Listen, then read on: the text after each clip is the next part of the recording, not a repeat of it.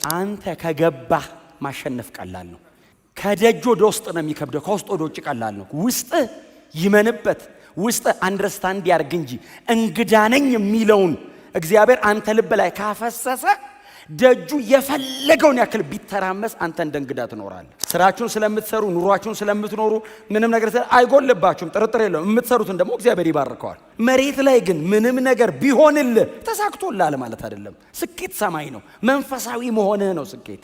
ያንን ዘላለማዊ ተስፋ ላይ አይንህን መትከለ፣ ልብን እዛ ላይ ተክለ አኗኗር እንደ መጻተኛ መሆን የክርስቲያን ስኬቱ እሱ ነው። አኗኗሩ ክርስቶስን ሲመስል ተሳክቶልሃል። ዓለምን ለመናቅ ያኛውን ማየት ይጠይቃል። ናቀው ተብለ አትንቀውም። ያኛውን ካየውስ ኢንስታንትሊ ትንቀዋለህ። ኢንስታንትሊ እግዚአብሔር በመገለጥ ልባችንን ያሸንፈው። ብርቅ አይሆንብህም ምንም ነገር። እግዚአብሔር ልክ ነህ የሚልህ ከሆነ ሰውዬ አንጻር አይደል፣ ከልጁ አንጻር ነው። ኢየሱስን ስትመስልለት እግዚአብሔር አዋጥቶኛል፣ ተሳክቶልኛል፣ ኢንቨስትመንቴን መልሶልኛል ይላል። አማኝ ከሆንክና በተስፋ ሰጪውና በተስፋው ላይ ልብ ከተንጠለጠለ እንደ ባለ አገር መኖር አትችልም። ይሄኛው ለመልቀቅ አይከብድህም። ሰው የሚጓጓለት ነገር አያጓጓህም። ሰው የሚጋደልለት አትጋደልም። ለምን? የሚበልጥ ከተማ በሰማይ አለ። ያኛውን ካላየህ ነው እዚህ ጋር በጣም የምትጋደለው። ወንጌል አንሰብክም፣ ግጥም አድርገን ነው የምንሰብከው፣ እየሰበክንም ነው። ወደፊትስ ሌላ ምንም ስራ የለንም ከዚህ ውጭ። እኔም ብጠይቁኝ ከዚህ ውጭ ምንም ስራ የለኝም። ሰው ቢገባው ጥሩ ነው። ምን ጥያቄ ያለው? መግባትም አለበት፣ ግዴታ ነው። ከወንጌል ውጭ መዳኛ የለም። መጀመሪያስ እኔ ነኝ ማወቅ ያለብኝ፣ እኔ ነኝ መንበርከክ ያለብኝ ለዚህ እውነት። አንተን ተንበርከክ ማለት በፊት ተከብረውበት ያውቃሉ። በጣም ተከብረውበት ያውቃሉ። በጣም ተዋርደውበት ደግሞ ተገለውበትም ያውቃሉ። ለሁለቱም ተመሳሳይ ናቸው ሰዎቹ። ለምን? እነሱ ገብቶ ተገነዘቡ ይላል። እንግዶችና መጻተኞች እንደሆኑ ገባቸው። ሰው ሲያዩ ከንቱ ለምንም የማይጠቅም ኤው ተቅበዝባዥ ሆነ ይላል። ሰውየውስ ሰማያዊ ሀገር አለኝ ይላል። አየህ፣ አንተ ነህ ማመን ያለብህ። አንተ ውስጥ ነው ይሄ ብርሃን መብራት ያለበት። ይሄ እውነት አንተን ነው ማሸነፍ ያለበት። ከምድረ በዳ አውጣኝ ወደ ለመለመ መስክ አድርሰኝ እያልን እኮ ነው የምንጸልየው እኛ። ሰዎቹ ከለመለመ መስክ ወጥተው ወደ ምድረ በዳ በአውሬ ተቦጫጨቁ ምናን እኮ ይላል። በዱር አደሩ ይላል። መትረፍ እየቻሉ ለመሞት ፈቃደኛ ሆኑ። ለምን? ገብቶት ነው ሰውየው። እምነት ምን ያክል አፌክት እንዳረጋቸው አቲቲዩዳቸው፣ ቀጥሎ አኗኗር፣ አካሄድ፣ ፕራክቲካሊ የሚያደርጉትን ነገር ሁሉ አፌክት አድርጎታል። እንግዳና መጻተኛው ነው። እንግዳ ነኝ እኔ ብለህ ዘምረህ እንግድነት አይታወቅም፣ በአኗኗር ነው የሚያስታውቀው። ኢነርጂያቸው፣ እድሜያቸው አልቋል፣ ጉልበታቸው አልቋል። የሚኖሩበትን ሲዝን እየዘጉ ነው። ከሩቅ ቆመው እንደዚህ አይተው ሰላም አሉት። እንደምትመጣ እርግጠኛ ነን፣ ስለ ኃጢአታችን እንደምትሞት ገብቶናል። ያለንበት መሬት እንደ መጻተኛ የምንኖረው አንተ መጥተህ ዘላለማዊ መንግስት እንደምትመሰርትና ወደዚያ እንደምታስገባን ገብቶናል። ሰላም። አምኖ መኖር የከበደው ስንት ሰው አለ? አምኖ ሞቱ እሚላል። የተቀበልነውን ተስፋ የሰጠን የተስፋ ቃል ሰጪው ከሞት ባሻገር እንኳ በሚቀጥለው ዓለም ላይ የሰጠኝን ተስፋ ይፈጽማል ብሎ አመኑ። የኢየሱስ ክርስቶስ ከሞት መነሳት የተስፋውን እርግጠኝነት አጽንቶታል እኛ እጅ ላይ። ተስፋው እውነት የሆነው ሰጪው እውነተኛ ስለሆነ ነው። እግዚአብሔርን ስላመኑ ነው። አምነው ኖሩ አይደለም የሚለው፣ ሞቱም ነው የሚለው። አምኖ መሞት ለካ አለ። አሁን እኛ አምነን እየኖርን ነው። እነሱ አምነው ሞቱ። እኔ የሚሄድበት አለኝ፣ የምጠብቀው ሀገር አለኝ። መንገድ ላይ ነው ያለሁት። እየኖርኩ አይደለም፣ መንገድ ላይ ነኝ። እምኖረው እዛ ገብቼ ነው። መንገድ ላይ ሲሄድ ሊበርደኝ ይችላል። መንገድ ላይ ነኝ፣ እየሄድኩ ነው። እንቅፋት ሊመጣ መንገድ ላይ ነኝ። ዝናብ ሊዘንብብኝ መንገድ እየሄድኩ ነው። ቤቴ እገባለሁ። ቤት ስገባ ሁሉ ነገር ይስተካከላል።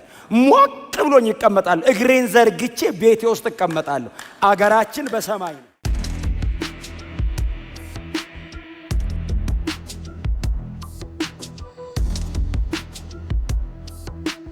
ዕብራውያን ምዕራፍ 11 ከቁጥር 13 ጀምሮ እስከ ቁጥር 19 ድረስ በጌታ በኢየሱስ ክርስቶስ ስም አነባለው። የምንወደው የጌታም ቃል እንደዚህ ይላል።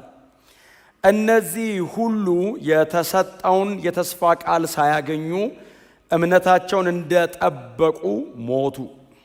ሆኖም ከሩቅ አይተው ሰላም አሉት። በዚህ ምድር ሲኖሩ መጻተኞችና እንግዶች መሆናቸውን ተገንዝበው ነበርና። እንደዚህ የሚሉት ሰዎች የራሳቸው የሆነውን አገር እንደሚጠባበቁ ያሳያሉ።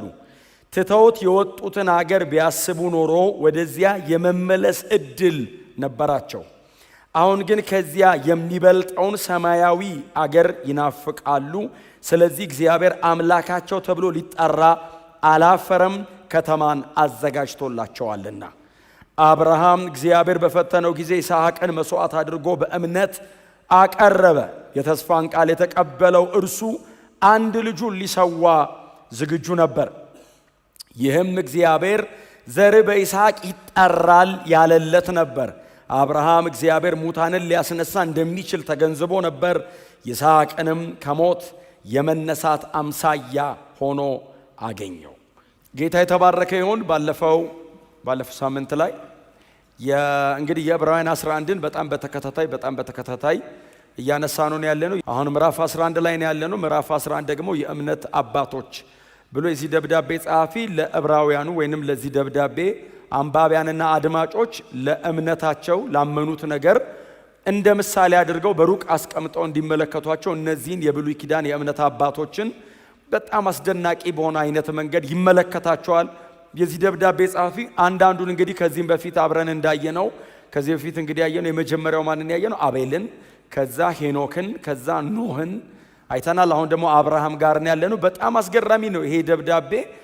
ጸሐፊው በጣም የተባረከ ነው። በክርስቶስ መስቀል በኩል የብሉይ ኪዳን አባቶችን ሲመለከታቸው ምናልባት የነዛ የኦሪት እነዚህ ሰዎች ያሉበትን መጽሐፍ የጻፈልን ሙሴ ከነገረን ነገር ሁሉ በጣም ያለፈ ነገር የዚህ ደብዳቤ ጸሐፊ እየተመለከተ በመንፈስ ቅዱስ እርዳታ ለነዚህ አንባቢዎቹ አድማጮቹ ይጽፍላቸዋልና አባታችን አብርሃምንም በእንደዚህ አይነት መንገድ ነው የሚያቀርበው። ግን መሃል ላይ ቁጥር 13 አካባቢ ጀምሮ የሚያስቀምጠው ነገር ደግሞ ወጣ ይላል። አሁን አብርሃምን ብቻ ሳይሆን ከዚህ በፊት ያነሳቸውና ከዚህም በኋላ ደግሞ የሚያነሳቸው አሉ።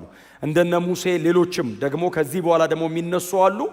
እነዛንም እነዚህንም በመካከል ቆሞ ነው ይህንን ቁጥር 13 ጀምሮ ያለውን የሚናገረው። ምንድነው የሚለው? ቁጥር 13 እነዚህ ሁሉ የተሰጣቸውን የተስፋ ቃል ሳያገኙ እምነታቸውን እንደጠበቁ ሞቱ። አይ ቲንክ በጣም ጥንቃቄ የሚፈልግ ይመስለኛል። ይሄ ቁጥር ጥንቃቄ የሚፈልግ ይመስለኛል። እነዚህ ሁሉ ብሎ እንግዲህ የሚያስቀምጣቸው ቅድም የዘረዘርኳቸውን ነው። አሁን እኛ ያየናቸው ከዚህም በኋላ ደግሞ የምናስቀምጣቸው ናቸው። አሁን የተሰጣቸውን የተስፋ ቃል ሳያገኙ እምነታቸውን እንደጠበቁ ሞቱ ይላል። ሪሊ አሁን አብርሃም የተሰጠውን የተስፋ ቃል አላገኘም ወይ? እግዚአብሔር አብርሃምን ከከለዳውያን መንደር ሲጠራው ተባብለናል ባለፈው ሳምንት። ከባቢሎን እግዚአብሔር ጠርቶ ሲያስወጣው ከገባለት የተስፋ ቃሎች መካከል መጀመሪያ መሆን ያለበትን ወደ ኋላ አድርጎ ከኋላ ቢሆኑም ችግር የሌላቸውን ወደፊት አምጥቶ እግዚአብሔር ዘርግቶ ግን ለአብርሃም እኮ የተስፋ ቃሉን ሰጥቶታል። ለምሳሌ ከተስፋ ቃሎቹ መካከል እባርካለሁ፣ አበዛለሁ፣ ስምህን ገናና አደርገዋለሁ። እነዚህ የተስፋ ቃሎቹ አሁን እኮ እየተፈጸሙ ነው ያሉት። ልጅ እሰጥሃለሁ ነው። ያ በጣም በጉጉት 25 ዓመት ያክል ያስጠበቀው ጉዳይ ነው። ተቀብሏል።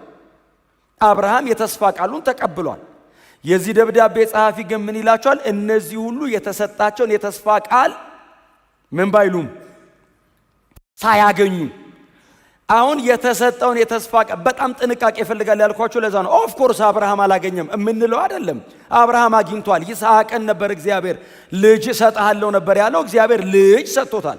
አብርሃም ከእግዚአብሔር ልጅ ተቀብሏል። አንዱ የተሰጠው ተስፋ ምንድነው? ልጅ እሰጥሃለሁ ነው። አብርሃም እግዚአብሔርን ይጠብቅ የነበረው እስከ መቼ ነው? ልጁን እስኪቀበል ድረስ።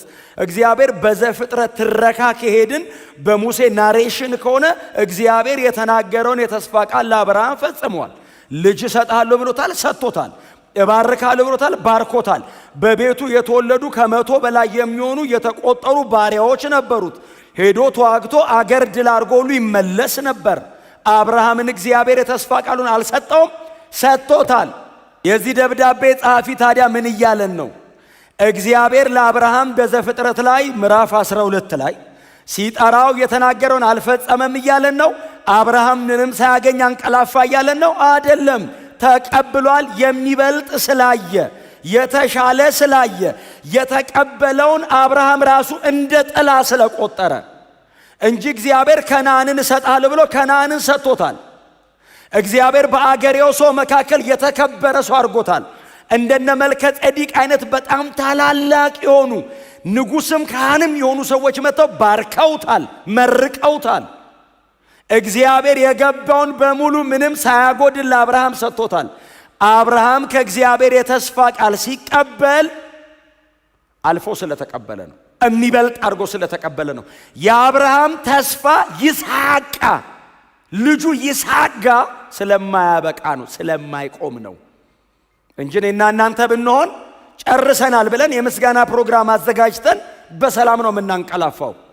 ይሄ ሰውዬስ ይስሐቅን ተቀብሎ በእጁ አልበቃኝም ይላል። የተሰጣቸውን የተስፋ ቃል አላገኙም። የተቀበሉትን እንደ ጥላ ስለቆጠሩ እንጂ አግኝተዋል። የዚህ ደብዳቤ ጸሐፊ በጣም በጥንቃቄ እንድንፈታት አድርጎ ስለጻፋት በጣም መጠንቀቅ ስላለባችሁ ክፍሏን ስታነቡ እንጂ አብርሃም አላገኘም ብለን ልንዘጋው የምንችለው ክፍል አይደለም። ራሱ የዚህ ደብዳቤ ጸሐፊ የሚቀጥሉት ቁጥሮች ላይ እግዚአብሔር ለአብርሃም ይስሐቅን ሰጠው ብሎ ይጽፍልናል። ቶታሊ አላገኘም አይደለም። አብርሃም ምንድን ነበር ይጠብቅ የነበረው ብለን ነው መጠየቅ ያለብን። የተሰጠውን የተስፋ ቃል እግዚአብሔር የሰጠውን ተቀብሎ ልጅ እግዚአብሔር ሰጥቶት በዚህ በኩል ዘርን አበዛለሁ፣ የምድር ሕዝቦች ሁሉ በዚህ ይባረካሉ፣ የብዙ ሕዝቦች አባት በዚህ ልጅ በኩል ትሆናለህ ብሎ እግዚአብሔር ተናግሮታል። ፈጽሞለታል፣ ሰጥቶታል ልጁን። የተቀበሉትን እንደ ጥላ ቆጥረው ገና የሚቀበሉትን ደግሞ እንደ አካል ይዘው ስላንቀላፉ ነው። የተስፋ ቃል የሚለው እግዚአብሔር ለመፈጸም ያወጀው ነገር ማለት ነው። እፈጽመዋለሁ ብሎ እግዚአብሔር ከአፉ ያወጣው የተስፋ ቃል ማለት አየር ላይ ያለ ምናብ አይደለም። የተስፋ ቃል የሚመሰረተው ተስፋ ሰጪው ላይ ነው። ተስፋው እውነተኝነቱ የሚመሰረተው ሰጪው ላይ፣ የሰጪው ማንነት ላይ ነው። ስለዚህ ሰዎቹ ሳይቀበሉ አንቀላፉ የተባለው የተቀበሉት ነገር አለ። እንቀበሏለን ያሉት በጣም የከበረና ታላቅ ነገር ከፊት አለ። ያንን እንቀበላለን ብለው ሳይቀበሉ እያዩት የሞቱት የተስፋ ቃል ሰጪው የታመነ ነው ብለው ነው። እግዚአብሔርን ስላመኑ ነው።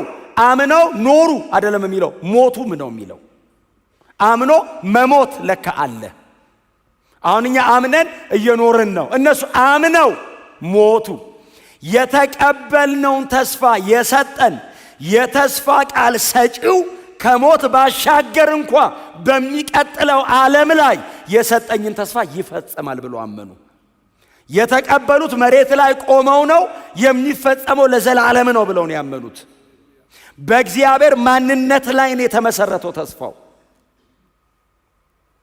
እኔ በጣም አንድ ጴጥሮስ ከጻፈው ደብዳቤ ላይ አንደኛ ጴጥሮስ ምዕራፍ 1 ቁጥር 3 ምናምን ትዝ ይላችኋል። ስለ ተስፋው የሚናገረው ምንድን ነው የሚለው? አንደኛ ጴጥሮስ ምዕራፍ 1 ቁጥር 3 ኢየሱስ ክርስቶስ ከሙታን በመነሳቱ ለሕያው ተስፋ ለማይጠፋ እድፈት ለሌለበት ለማያልፍም ርስት እንደ ምሕረቱ ብዛት ዳግመኛ የወለደን የጌታችን ኢየሱስ ክርስቶስ አምላክና አባት ይባረክ። ይህም ተስፋ በእምነት በእግዚአብሔር ኃይል ለተጠበቃችሁ ለእናንተ በሰማይ ቀርቶላችኋል።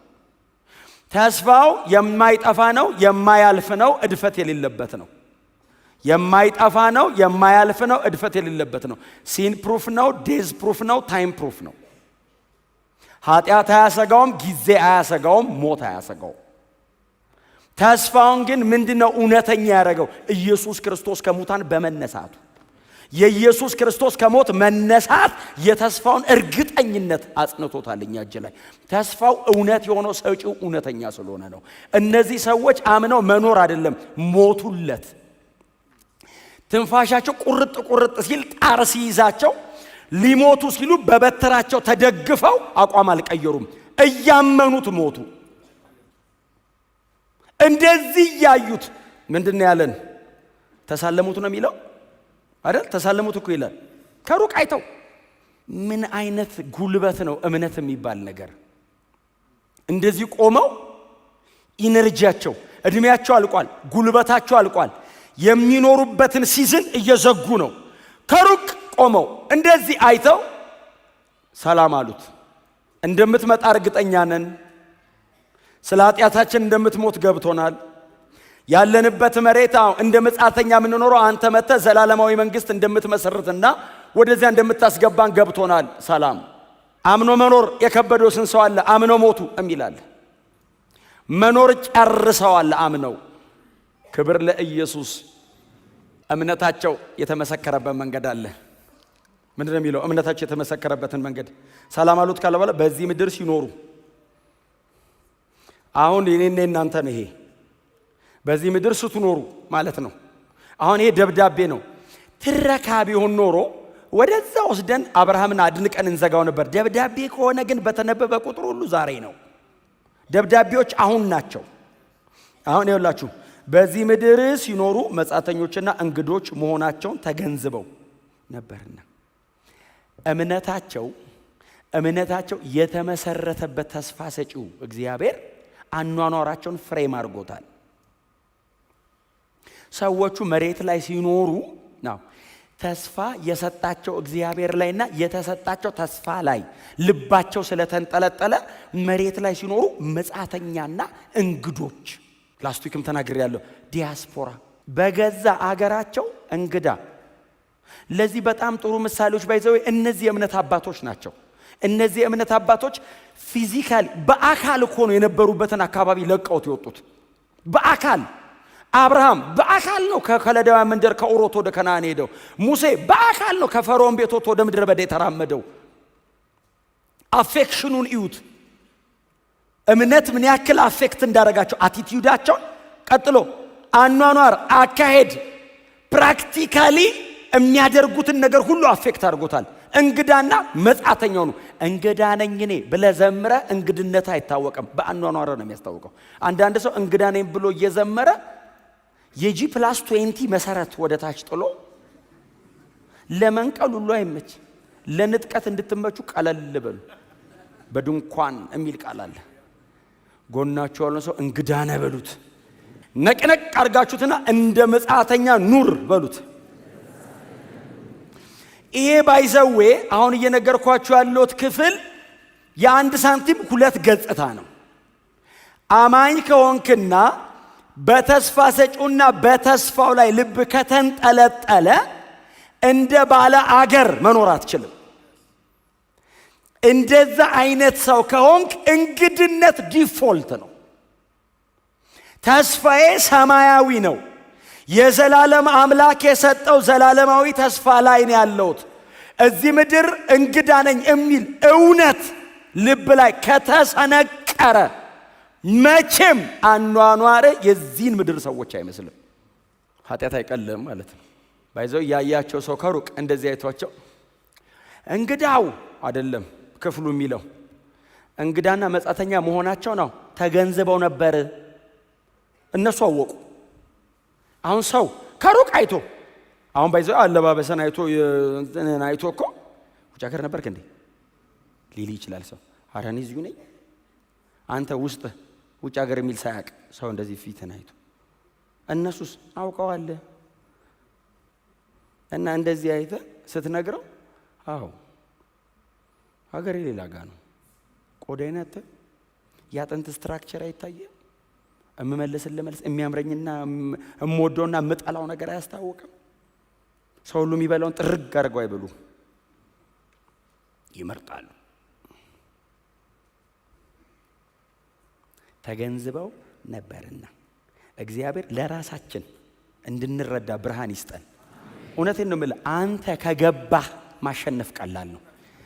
ከደጅ ወደ ውስጥ ነው የሚከብደው፣ ከውስጥ ወደ ውጭ ቀላል ነው። ውስጥ ይመንበት፣ ውስጥ አንደርስታንድ ያርግ እንጂ እንግዳ ነኝ የሚለውን እግዚአብሔር አንተ ልብ ላይ ካፈሰሰ ደጁ የፈለገውን ያክል ቢተራመስ አንተ እንደ እንግዳ ትኖራለህ። መጀመሪያ ይሄ ብርሃን አንተን ነው ድል ማድረግ ያለበት። ለዛ ነው ሰዎቹ እነሱ ስለገባቸው ሲሞቱለት ክብራቸው ነው። ሲሞቱ እየሞቱ ለነሱ ለዚህ ጉዳይ መሞት ክብር ነው። ለምን ገብቷቸዋል። ካልገባስ ሰው እንዲያይል ነው የምፈልገው።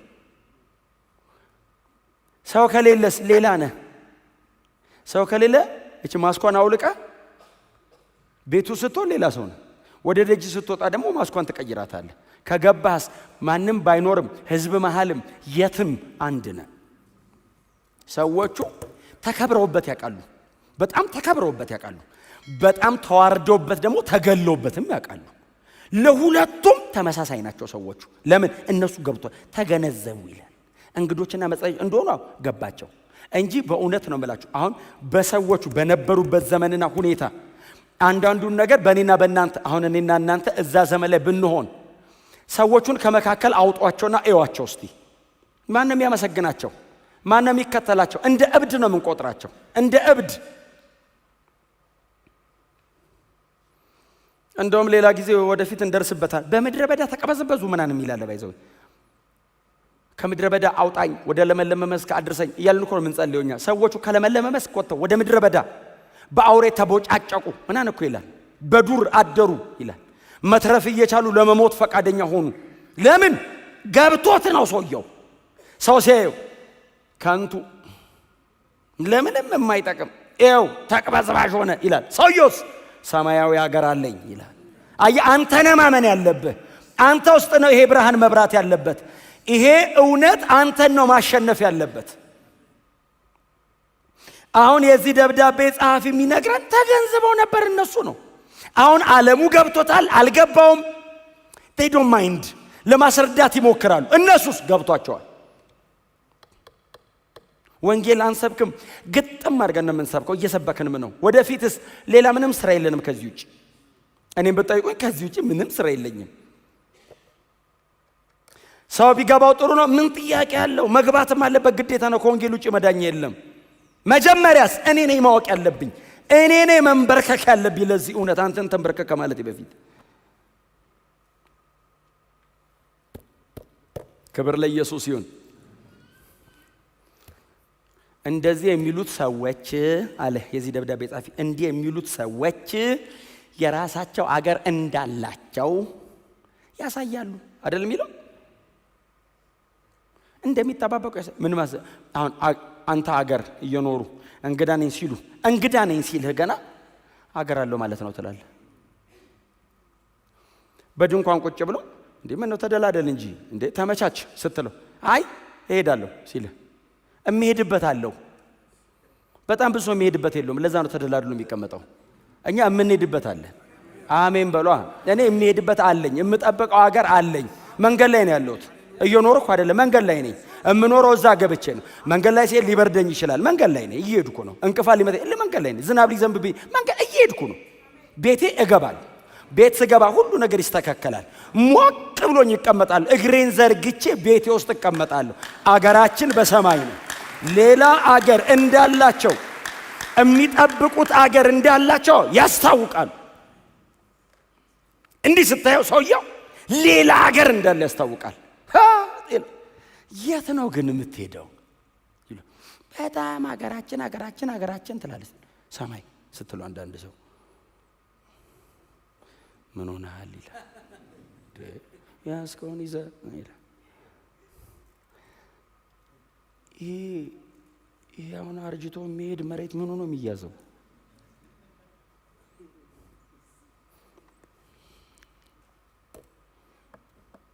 አለን የጸና ከተማ፣ የማይናወጥ አገር ከፊታችን አለ። እግዚአብሔር የመሰረታት ከተማ፣ ስትራክቸሯ የማይናጋ በጉ ንጉስ የሆነበት አገር አለ ለዘላለም የምንኖርበት። ስለዚህ እንደ እንግዳ ነው የምንኖረው። እንደ እንግዳ ሕያጅ ነን። ቢሰድቡ፣ ቢመርቁ፣ ቢያጨበጭቡልህ፣ ቢያዋርዱ ምንም አሁን ጳውሎስ በጣም ብትመርቀው እናንተ ጋር ልቆይ አይልህም። በጣም ብታዋርደው ሊገለጥ ካለው ክብር ጋር ነው የሚል አይቀየምህም። እኔም ማሳዳጅ ነበርኩ እና አንድ ቀን እንደኔ ትሆናለህ ጎን ለጎን እናመልካለን ብሎ ነው የሚሄደው እንጂ ከኔ አትብስም ነው የሚል ባይዘው። በጥፊ ስትለው እስጢፋኖስን በድንጋይ አስወግር ያለው ነው ከኔ አትብስም ይላል እና እኔን ካዳን አንተንም አንድ ቀን ያድንሃል ብሎ ትቶ ነው የሚሄደው። አያዝንብህም። በጣም ብታመሰግነው በወንጌል ጽናና ሰማይ እንገናኝ ነው የሚል። መደሰቻቸውን ጨርሰዋል፣ ማዘኛቸውንም ጨርሰዋል። ስለዚህ አይሞቁም አይበርዱም፣ እንትናቸውን ጠብቀው ነው የሚሄዱት። ሌላ አገር እንዳላቸው የራሳቸው የሆነ ሌላ አገር እንዳላቸው ያሳያሉ። እነዚህ ሰዎች አገር አለን፣ የራሳችን የሆነ አገር አለን። አሁን ያለነው የት ነው? መንገድ ላይ። ሰማይና ምድር ያልፋል፣ ዘላለማዊ የሆነው ክብር ከፊታችን። ነጭ የለ፣ ቢጫ የለ፣ ጥቁር የለ፣ ምን የለ። ሰማይ እኮ እሱ ጥቁሮች በዚህ ጋር ነጮች በዚህ ጋር የለም። አንድ አይነት ምን ሆኖ ሰማይ ስንሄድ ጎናቸው አልሶ አገር አለን በሉት፣ እንሄዳለን በሉት። ክብር ለኢየሱስ ይሁን። አዎ እነዚህ ሰዎች በጣም ይገርማቸዋል። እነዚህ ሰዎች በጣም ብዙ እድል የነበራቸው ሰዎች ናቸው። ባይዘዌ እድል ያጡ ሰዎች የተሰበሰቡበት አይደለም ቸርች። በጣም ብዙ የተከፈተ በር የነበራቸው ሰዎች የራሳቸው በር ላይ ቆልፈው ቁልፉን ወደ ውጭ ወርውሮ የመጡ ሰዎች ናቸው እንጂ አሁን እድል ያጣ ምንም እንደሱ አይደለም። ኦፍ ኮርስ መሬት ላይ ያለው እድል ከእድል ባይቆጠርም እድል ሰማይ ነው፣ ክብር ሰማይ ነው ያለው እንጂ አሁን በር ያጣ እድል ያጣ ክብር የሌለው ምናምን አይደለም። እንደሱ አይደለም። ምንድነው የሚለን ቃሉ? እዚሁ ጋር እኮ አለ እኮ ትተው የወጡትን ሀገር ቢያስቡ ኖሮ ወደዚያ የመመለስ እድል ነበራቸው እንዴ። ሙሴ ያን ቢያስብ፣ አብርሃም ቢያስብ፣ ኤልሳ ሁለት ማረን ሊያረድ የሚለው እና 10 እኮ ትቶ እኮ ነው የወጣው እንዴ። ዘንድሮ የዛሬ 2800 ዓመት እኮ ነው 12 ማድበሬ 12 እስካቫተር ምናምን እኮ ማለት እኮ ነው እንዴ። ተቀላለ እንዴ ከተማ እኮ ነው የሚያለማው እንዴ። ተሸላሚ አርሶ አደር እኮ ነው በዘመኑ ትቶ ወጥቶ መመለስ ቢያስቡ እድል ነበራቸው። ባኬ ኤልያስ የሚሉ ሰውዬ በጣም አስጨንቆኛል ሳት ይውረድ እያለ አገር እየፈጀ እንትን እያለ በዛ ላይ ደግሞ እየተንቀጠቀጥኩ ነው መከተለው ባከን ወደ አባቴ ቤት ልሂድ ቢል እንዴ። ሳፋጥ የሚባል አባት ነበረው። የሳፋጥ ልጅ አይደለም የሚባል እሱ ሳፋጥ ነው ስሙ። የአብ ሜሆላው ሰው የሳፋጥ ልጅ ኤልሳ፣ ያኛው የናሚሴ ልጅ ነው እዩ። እንዴ እኔ አባቴ ቤት ልመለስ ቢል እኮ 10 ጥማድ አለ የሚጠብቀው። መመለስ ቢፈልጉ ወደ አገራቸው ሙሴ በቃኝ እኔ እግዚአብሔርን ትቼዋለሁ፣ ፈርዖን ሆይ ወደ አንተ መጥቻለሁ ነበረ እድል። አብርሃም ሁሉም ነበራቸው። ወደ አገራቸው ቢመለሱ እድል ነበራቸው። ለምንድን ነው ያልተመለሱት? ቁጥር 15 አሁን ወደዚያ የመመለስ እድል በጣም እኮ ነው የሚገርመው እኮ መጽሐፍ ቅዱስ አምነህና ወደህ የምትከተለው እምነት ነው ክርስትና። ወድጄው ተነክቼ እሰይ እንኳን ያንተ ሆንኩ። በእውነት በፍቅሩ ሲነካ እኮ ነው ዝርክርክ የምትለው መሰብሰብ የሚያቀትህ ክብርህን የምትጠለው እኮ ስትወደው ነው። እና እድል ነበራቸው። መመለስ ከፈለጋችሁ አላቸው አንመለስም። መመለስ ከፈለጋችሁ ይሄው ትችላላችሁ። አንመለስም። ለምን ደግሞ አይመለሱት? ቁጥር 16 አሁን ግን ከዚህ የሚበልጠውን ሰማያዊ አገር እነማን ናቸው? ሰማያዊ አገር የሚናፍቁት የብሉይ ኪዳን አባቶች። አዲስ ኪዳን ላይ ያለ ነው፣ እኛ እኮ አይደለንም። የብሉይ ኪዳን አባቶች እነ አብርሃም እነ ሙሴ፣ እነዛ ብሉይ ኪዳን ኢየሱስ ክርስቶስ ገና አልመጣ። ገና ጌታችን ኢየሱስ ክርስቶስ ስለ ሰው ልጆች ኃጢአት በመስቀል ላይ አልሞተ። ወንጌል ገና አልተሰበከ። በድንግዝግዝ በጨለማ በጣም ብለርድ እያደረገባቸው የሚኖሩት አባቶቻችን ከዚህ የሚበልጠውን ሰማያዊ አገር ይናፍቁ ነበር። እግዚአብሔር ብርሃን ይስጠን። በእውነት ነው የምነግራችሁ፣ ዓለምን ለመናቅ ያኛውን ማየት ይጠይቃል። ናቀው ተብለ አትንቀውም። ያኛውን ካየውስ ኢንስታንትሊ ትንቀዋል። ኢንስታንትሊ እግዚአብሔር በመገለጥ ልባችንን ያሸንፈው። ብርቅ አይሆንብህም ምንም ነገር። ንጽጽር ነው አይደል? የተነጻጸረው ያሉበት ሀገር አለ፣ የሚናፍቁት ሀገር አለ። አነጻጽሩት። መመለስ ቢፈልግ 10 ጥማድ በሬ፣ መመለስ ቢፈልግ የተከበረ ስም፣ መመለስ ቢፈልግ የአባቶቹ የእናቶቹ፣ ያኛውስ ሰማያዊ ሀገር። ለምንድን ነው ያልተመለሱት? የሚበልጥ ሰማያዊ አገር ይናፍቃሉ። ክርስትና ተስፋው አንድ ነው። የሚመለስ ጌታ አለ። ከሰማይ የምትወርድ አዲሲቱ ከተማ አለች። ብዙ ተስፋ የለንም። ይሄ ነው ተስፋችን። አብርሃምን እዩት፣ አባቶቻችንን እዩዋቸው። እነ አቤል፣ እነ ሄኖክ፣ እነ ኖህ ከአብርሃም በፊት እነዚህ ሁሉ የተባሉት እነሱ ናቸው። ተስፋ አድርገው የሚጠባበቁት አገር ነበራቸው። እነ ኖህ ተስፋ አድርገው የሚጠባበቀው አገር አለ። የጠፋ ዓለም አለ። አዎ፣ ከዛ ደግሞ እንደገና የተከፈተለት አዲስ ዓለም አለ። እሱና አብረውት የዳኑ 8 ሰዎች ማለት ነው። እሱ አልነበረም ተስፋው። ኖህ ሌላ ተስፋ አለው። ኢቭን ከጥፋት ውሃ በኋላ ከተረፈ በኋላ ሌላ ተስፋ አለው። ተስፋዬ ጋር ደረስኩ አይደለም ያለ ሌላ ተስፋ አለው። አቤል እግዚአብሔር መስዋዕትን ተቀብያለሁ አለው። አዎ በቃ ጨርሻለሁ አላለም። ሌላ ተስፋ አለው። ሄኖክ ሌላ ተስፋ አለው። አብርሃም ሌላ ተስፋ አለው። ሰማያዊ አገር። ብሉይ ኪዳን ከክርስቶስ የመስቀል ሞት በፊት የነበሩት አባቶቻችን፣ ከክርስቶስ የመስቀል በኋላ ያለን እኛ ሁላችን የምንጠብቀው አንድ ተስፋ ነው ያለን። ሁለት ተስፋ የለም። የብሉይና የአዲስ የሚባል ተስፋ የለም። እነሱም ከሩቅ ሆኖ የተሳለሙት፣ እኛም ደግሞ እዚህ ጋር ቆመን የምንጠባበቀው አንድ ተስፋ ነው ያለን። አንድ ነው። መጽሐፍ ቅዱሳችን ላይ ሁለት ተስፋ የለም። the whole scripture ሲስተማቲካሊ እናንተ ብትሰሩት አንድ ተስፋ ነው ያለው። ይሄው ሰበሰባቸው። ይሄ ሰውዬ እግዚአብሔር ይባርከው፣ ሰበሰባቸው። በቃ የሚበልጠውን ሰማያዊ አገር ይናፍቃሉ። ሰማያዊ ማለት ምድራዊ አይደለም ማለት ነው። ከማቴሪያል ጋር የተያያዘ አይደለም። ቁሳቁስ አይደለም። በረከት እምንናፍቀው ቁሳቁስ አይደለም። ኦፍ ኮርስ እግዚአብሔር ለዘላለም ሕይወት የታመነ አምላክ መሬት ላይ የምትበላና የምትጠጣውን በፍጹም ለዘላለም አምነው ለ70 ዓመት አታመው። በፍጹም እግዚአብሔር ካስራበህ ዘዳግም 8ን ሄደህ ማንበብ ነው። አስራብኩህ አለ። ለምን? እመመግበኔ እንደሆንኩ እንድታቅ። ጠኔ ሲይዝ አይደለም ማለት ተንበርከከ ምን ልታስተምረኝ ነው? ላስተምርህ ነው አለ። እየመራቸው ታውቃለህ፣ እንዲርባቸው አረገ ብሎ እስራኤል። ሙሴ ግን ምናምን ሲሉ እኔ አይደለሁም ውጡ ያልኳችሁ እኔ ነኝ፣ እግዚአብሔር ነው። የወጣችሁት እኔም ብላችሁ ነው፣ እግዚአብሔርን ብላችሁ ነው። እየመራ ያለው ማን ነው? እግዚአብሔር ነው።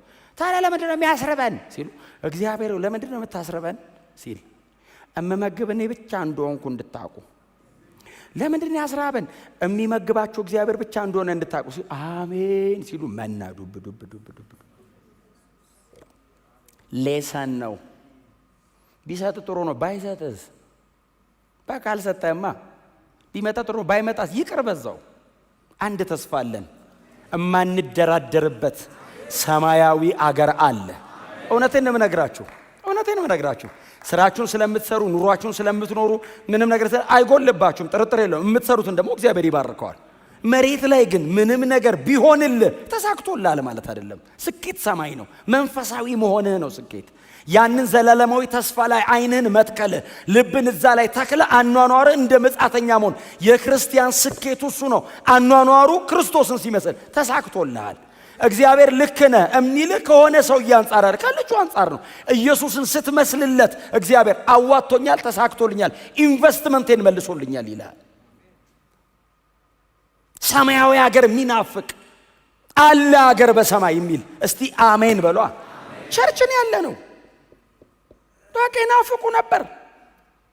ከዛ የመጨረሻ ምንድን ነው የሚለው? እችል እንገራችሁ ቁጥር 16 ላይ ስለዚህ እግዚአብሔር አምላካቸው ተብሎ ሊጠራ አላፈረም ይልና ከተማን አዘጋጅቶላቸዋልና።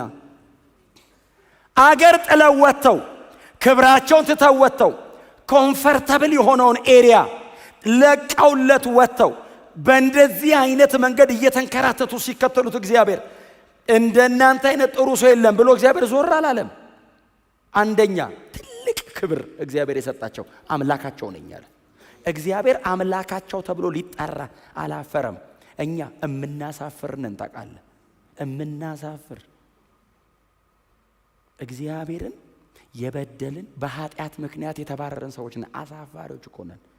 እነዚህ ሰዎች ሲስተሙን ገንጥለውት እግዚአብሔርን አምነው ለሱ ብለው ምድረ በዳ ላይ ሲንከራተቱ እግዚአብሔር እንደዚህ ያለ አምላካቸው ተብዬ ልጠራ አላፍርም።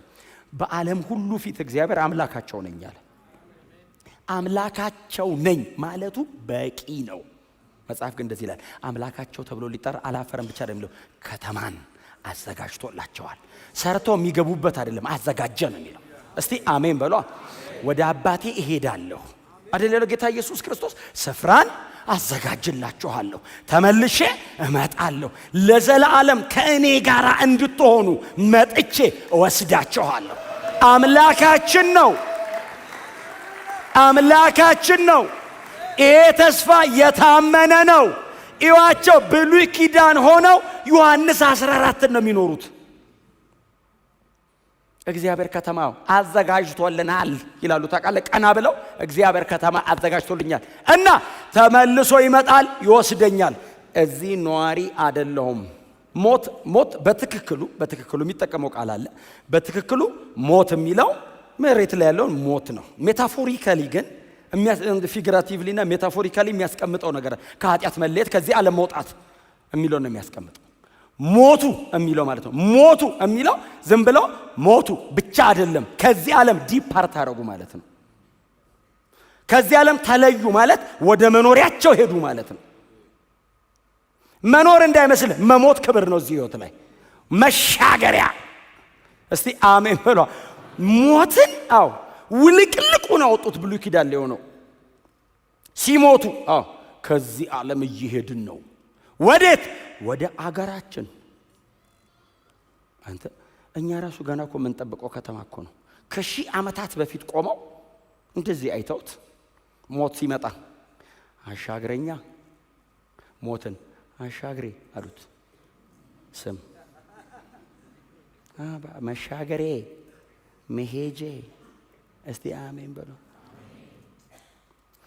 እግዚአብሔር አምላካቸው ነኝ ብቻ አይደለም ያለው፣ ከተማን አዘጋጅቼላችኋለሁ። ልክ ሲሞቱ ዌልካም ሆም። አየህ እግዚአብሔር ከተማ እንዳዘጋጀልህ ሲገባ መንገድ ላይ እንቅፋት ቢመታ ለሰው የተወረወረ ነገር ቢያገኝህ ቆመህ አትጣላ። እንዴት ትመጣ አትልም። ቶሎ ቶሎ ነው መሄድ ያለብህ። መንገድ ላይ ቶሎ ቶሎ ሂዱ። ምን ማለት ነው? እንዳደክሙ በየመንገዱ ኢንጌጅ አታርጉ። ከየሰው ጋር ከየሲስተሙ ጋር ከየጉዳዩ ጋር እየተጋባችሁ አትኑሩ። መንገድ ላይ ነህ።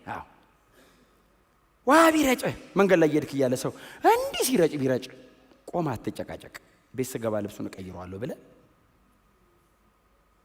አትጣሉ። አትጋቡም።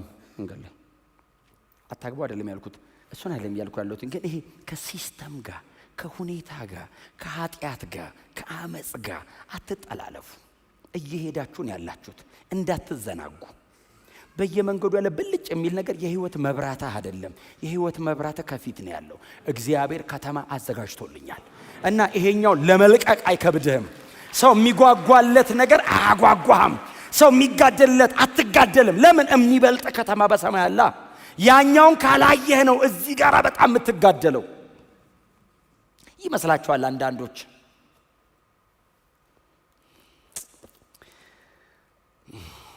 አረኛ እንደዛ አይደለንም። አገራችን በሰማይ ነው። ከዛ የሚጠብቅ የሚመጣ የምንጠብቀው መሲህ አለ። ኢየሱስ ከሰማይ ይወርዳል፣ በቅርብ ይመጣል። በእውነት አያጓጓንም። መሬት ቤተ መንግስት ወስዶ ቢያስቀምጡን ጠርዝ ላይ ነው የምንቀመጠው። ፓላስ ነው ብራዘር ዘርጋር አረ ጠርዝ ላይ ለምን? የሚበልጥ አለ። መሬት ላይ ቦርቅ የተንቆጣቆጠ ቦታ ብትገባ ከሰማይ ክብር ጋር አይነጻጸርም። የተዋረደ ነው፣ የተዋረደ ነው። ሞት የተሸከመ ነው። አያጓጓንም። የሚያጓጓን ሰማይ፣ የምንጠብቀው መሲያችን ኢየሱስ የሚገዛበት ዓለም፣ ጨለማም ኃጢአትም ክፋትም የሌለበት ሰይጣን የማይኖርበት ዘላለማዊ እረፍት፣ እውነተኛ ደስታ ያለበት እውነተኛ ዘላለማዊ አገር ከፊታችን አለ። እንጠብቀዋለን። እግዚአብሔር ያስገባናል። ይሄ ነው ክርስቲያን ተስፋው። ሌላ ተስፋ የለንም።